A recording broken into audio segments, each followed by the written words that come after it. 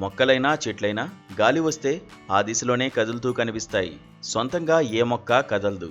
కానీ భద్రాద్రి కొత్తగూడెం జిల్లాలో ఓ చింత మొక్క అందరినీ ఆశ్చర్యానికి గురిచేస్తోంది. దానంతట అదే కదులుతోంది.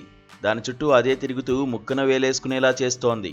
ములకలపల్లి మండలం సీతారాంపురం ఎస్సీ కాలనీలో వెంకటమ్మ అనే మహిళ కుటుంబంతో కలిసి నివాసం ఉంటోంది. ఆమె ఉదయం లేచి వాకిలి ఊడుస్తుండగా ఒక చింత మొక్క కదలడాన్ని చూసింది. మొదట గాలికో ఏదైనా పరుగుల వల్ల కదులుతోందని అనుకుంది. కానీ కొంచెం పరిశీలించి చూస్తే అది దాని చుట్టూ తిరగడాన్ని గ్రహించింది.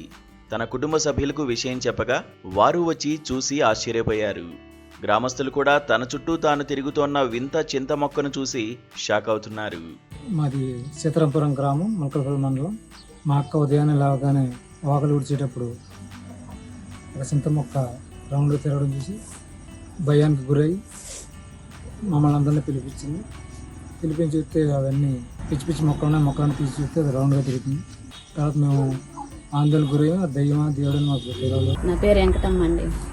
పొద్దున్నే చీపురు పట్టి ఊడుతామని లేచినండి. వాకిలు ఊడుతామని లేచేటాలకి చెట్టు తిరుగుతుంటే మా ఆయన పిలిచింది.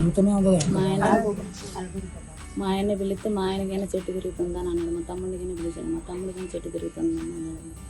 అయితే ఊరోళ్ళందరూ వచ్చి చూశారండి. ఆయన చెట్టు తిరుగుతుందండి. నాకు ఏదైనా తిరుగుతుంది. ఈ సంఘటనపై స్థానికంగా చర్చ కొనసాగుతోంది. ఇది దేవుడా దెయ్యమా అంటూ కొందరు చర్చించుకుంటున్నారు. ఇంకొందరేమో బ్రహ్మంగారి కాలజ్ఞానాన్ని గుర్తు చేసుకుంటున్నారు.